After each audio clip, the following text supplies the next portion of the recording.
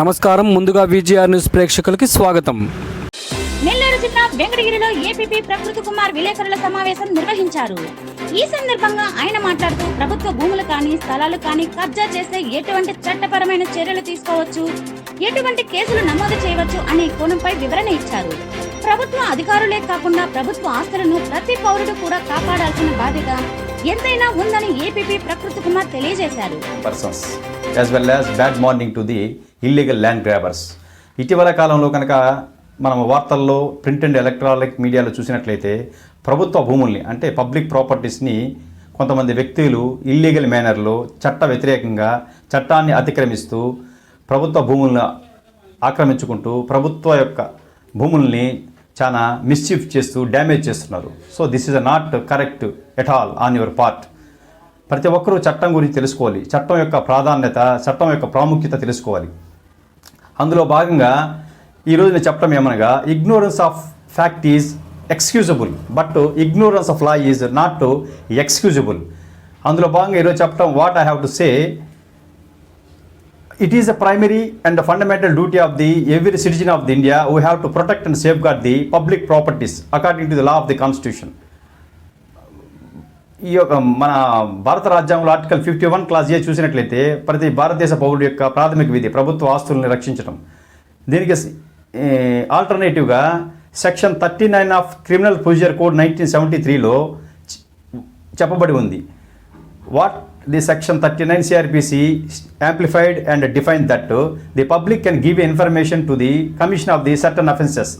ఈ యొక్క సెక్షన్ 39 CRPCలో మొత్తము కనుక చూసినట్లయితే 12 క్లాసెస్ ఉన్నాయి. ఆ క్లాసెస్లో 9th క్లాస్ కనుక చూసినట్లయితే ఈ యొక్క 9th క్లాసులో ఇండియన్ పీనల్ కోడ్లోని అంటే భారత శిక్షా స్మృతిలోని సెక్షన్ 439 to 434 సెక్షన్స్ ఉంటాయి. అంటే ఈ యొక్క సెక్షన్ యొక్క ఉద్దేశం ఏంటంటే పబ్లిక్ ప్రాపర్టీస్కి అంటే ప్రభుత్వ ఆస్తులకి ఎవరైనా మిస్చీఫ్ డ్యామేజ్ కనుక చేసినట్లయితే దానికి శిక్ష ఉంటుంది. కాబట్టి అలాంటి నేరాలకు సంబంధించి ఎటువంటి కమిషన్ ఆఫ్ అఫెన్స్ జరుగుతూ ఉంటే public can give information to the concerned officers. కాబట్టి చట్టం యొక్క ప్రాముఖ్యత ప్రతి ఒక్కరు తెలుసుకోవాలి. Today I have to discuss with the some of the law in view of the public interest and public request in for the purpose of the awareness of the law to the people. So ఈరోజు కనుక చూసినట్లయితే first of ఆల్గా the AP assigned lands prohibition of the transfer act 1977 గురించి మనం discuss చేసుకుంటాం. ఈ యొక్క యాక్ట్లో మొత్తము 12 సెక్షన్స్ ఉన్నాయి. అంతేకాక రూల్స్ అండ్ రెగ్యులేషన్స్ కూడా ఉన్నాయి. కాబట్టి ప్రాథమికంగా చూసినట్టయితే ఈ యొక్క యాక్ట్లో సెక్షన్ 2 గురించి మనం ఖచ్చితంగా తెలుసుకోవాలి. సెక్షన్ 2లో డెఫినేషన్స్ గురించి చెప్తుందండి, నిర్వచనాల గురించి. సెక్షన్ 2లో కనుక చూసినట్టయితే what is the meaning of the assigned land. Assigned land అంటే the land which is assigned to the landless person by the government subject to the conditions not alienating the such assign land to any third person. కాబట్టి అది ఒక ఉద్దేశం. అంటే ప్రభుత్వం వారు భూములు లేనటువంటి అతి తక్కువ లెస్ ల్యాండ్ ఉన్నటువంటి నిరుపేద వ్యక్తికి ఇచ్చేటువంటి భూమిని అసైన్ ల్యాండ్ అంటాం. అది కూడా సబ్జెక్ట్ టు ది కండిషన్స్. ఇదే సెక్షన్ 2లో డెఫినేషన్ అంటే who is a landless person అన్నదానికి కూడా who is a landless poor person అన్నదానికి కూడా క్లియర్గా డెఫినేషన్ ఇచ్చింది. The person who ones an extent of land not exceeding, which means not more than 2.5 acre of wetland. అంటే ఒక వ్యక్తి 2.5 ఎకరా సాగుబడి భూమి మించి ఉండకూడదు. ఆర్ లేక a person who owns not exceeding, which means not more than 5 acres of dry land. Dry land అంటే ఇక్కడ ఒక వ్యక్తి తనకి 5 ఎకరాలకు మించి మెట్ట భూమి ఉండకూడదు. అటువంటి వ్యక్తి ఈ యొక్క చట్ట ప్రకారం ఎలిజిబుల్ పర్సన్.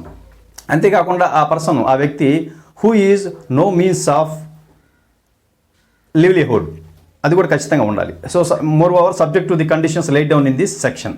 అంతేకాకుండా సెక్షన్ 3 కనుక ఆబ్జెక్ట్ కనుక చూసినట్లయితే ఈ యొక్క యాక్ట్లో the section 3 clearly amplified that and scope of the section 3 is that prohibition of the transfer of the assigned land. ఈ యొక్క సెక్షన్ యొక్క ప్రధాన ఉద్దేశం no landless person shall transfer the assigned land to the third person, as well as no person shall acquire or acquisition the assigned land by way of transfer, which means gift to sale, lease exchange etcetera. కాబట్టి ఈ యొక్క చట్టం యొక్క ప్రాధాన్యత ఈ సెక్షన్లో చెప్పబడింది. Section 4 కనుక తెలుసుకున్నట్లయితే section 4 clearly defines that the consequences of breach of the section 3 sub clause 2(1). అంటే సెక్షన్ 3లో కనుక ఎవరైతే వ్యక్తి సెక్షన్ 3లో చెప్పన్నట్టు ఎటువంటి అయిన వ్యక్తి అయినా సరే ఆ యొక్క రూల్స్ అండ్ రెగ్యులేషన్స్కి, ఆ ప్రొవిజన్స్కి కాంట్రారీగా అంటే వ్యతిరేకంగా ఎటువంటి ట్రాన్సాక్షన్ చేసినట్లయితే ఆ యొక్క ట్రాన్సాక్షన్ ఈ యొక్క సెక్షన్ ప్రకారము చెల్లుబాటు కాదు. It will be become a null and wide, చెల్లుబాటు కాదు చట్ట ప్రకారం. కాబట్టి ప్రతి ఒక్కరు తెలుసుకోవాలి. సెక్షన్ 5 గురించి కనుక కరెక్ట్గా మనం తెలుసుకున్నట్లయితే it clearly impose a mandatory or statutory duty imposed on the district collector for the purpose of preparation of the list of assigned lands.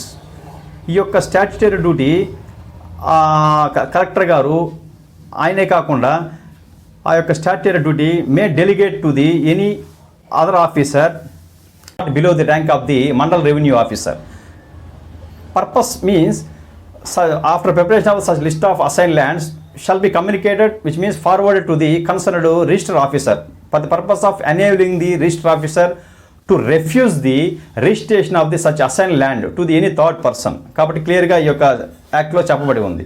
కాబట్టి ప్రతి ఒక్కరు కూడా ఈ యొక్క ప్రాధాన్యత గురించి తెలుసుకోవాలి. అంతేకాకుండా అలాంటి లిస్టు అంటే అలా కలెక్టర్ గారు మరియు లేక any other officer, revenue officer prepare చేసిన లిస్టు కమ్యూనికేట్ అయినటువంటి రిజిస్టర్ ఆఫీసులో తెలిసి కూడా ఆ యొక్క రిజిస్టర్ అధికారులు అసైన్మెంట్ ల్యాండ్ని థర్డ్ పర్సన్ కనుక రిజిస్ట్రేషన్ చేసినట్లయితే అసైన్ ల్యాండ్ని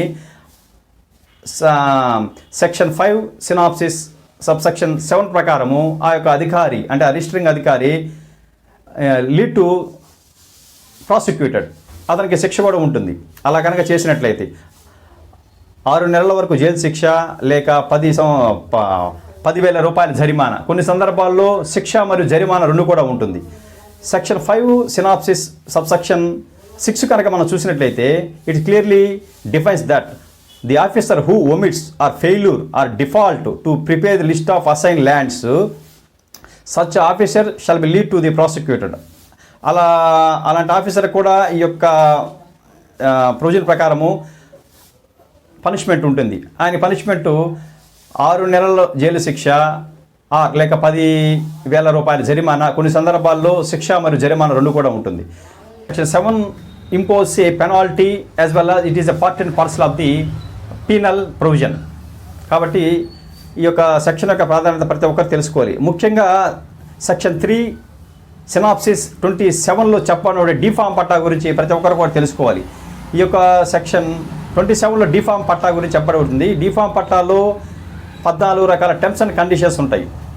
లాస్ట్ కండిషన్ కనుక చూసినట్లయితే it clearly shows that if any assigned land person violates or breach the conditions aforesaid conditions breaches, such land automatically will be resumed by the government without paying the compensation to the such assignee person. కాబట్టి ఆ యొక్క D Pharm పట్టాలో పొందుపరచినటువంటి నియమ నిబంధనలు ఎవరైతే ఆ యొక్క assign land person violate చేస్తాడో ఆ యొక్క గవర్నమెంట్కి తిరిగి భూమిని తిరిగి తీసుకునే హక్కు ఉంది, ఎటువంటి నష్టపరం ఇవ్వకుండా.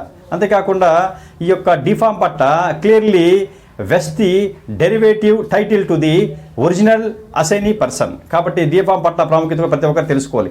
ముఖ్యంగా నేను చెప్పడం ఏమనగా కొంతమంది వ్యక్తులు ఎటువంటి హక్కు, ఎటువంటి టైటిల్ లేదు, ఎటువంటి ప్రభుత్వ వారి అనుమతి లేకుండా ప్రభుత్వ భూముల్లోకి ఎంటర్ అవుతున్నారు. అలా ఎంటర్ అవటం అనేది దట్ ఈజ్ అ క్రైమ్. ఎలాంటి క్రైమ్ అంటే భారత శిక్షా స్మృతిలోని 447 ప్రకారము అది క్రిమినల్ ట్రెస్పాస్ అవుతుంది. అలా క్రిమినల్ ట్రెస్పాస్ అయిన తర్వాత అటువంటి వ్యక్తి ఆ యొక్క ప్రభుత్వ భూములకి ఎటువంటి మిస్చీఫ్, ఎటువంటి డ్యామేజ్, ఎటువంటి డెస్ట్రక్షను చేసినట్లయితే భారత శిక్షా స్మృతిలోని సెక్షన్ 427 ప్రకారం అంటే మిస్చీఫ్ నేరం కింద అతను శిక్షింపబడతాడు. అంతేకాక కొన్ని సందర్భాల్లో ఆ యొక్క నేర తీవ్రత అంటే ఆ మిస్చీఫ్ ఆర్థిక నష్టము ఆ యొక్క ప్రభుత్వ భూములకి ఎక్కువ మొత్తంలో కొన్ని ప్రభుత్వము ఇన్స్టాలేషన్స్కు మరియు అత్యవసర ఇన్స్టాలేషన్స్కి ఉపయోగించమన్న ప్రాపర్టీస్ కనుక డ్యామేజ్ చేసినట్లయితే prevention of damage to the public property act 1984 section 3 కూడా అటువంటి వ్యక్తి మీద రిజిస్టర్ చేయబడుతుంది. ఆ యొక్క సెక్షన్ 3 యొక్క పీడీపీపీ యాక్ట్ ఏం చెప్తుందంటే, if any person mischief by way of damage to the public properties which is any building or any installation or any product which is used to the connection with the supplying or distribution of the water or power or any light, అలా కనుక అలాంటి సందర్భాలు అలాంటి యొక్క ప్రోడక్ట్స్కి ఇన్స్టాలేషన్స్కి damage చేసినట్లయితే అటువంటి వ్యక్తికి ఈ యొక్క సెక్షన్ 3 ప్రకారము 6 నెలలకు మించిన జైలు శిక్ష, 5 సంవత్సరాల వరకు జైలు శిక్ష ఉంటుంది. అది కూడా రిగరస్, కొన్ని సందర్భాల్లో ఫైన్ కూడా విధించబడుతుంది.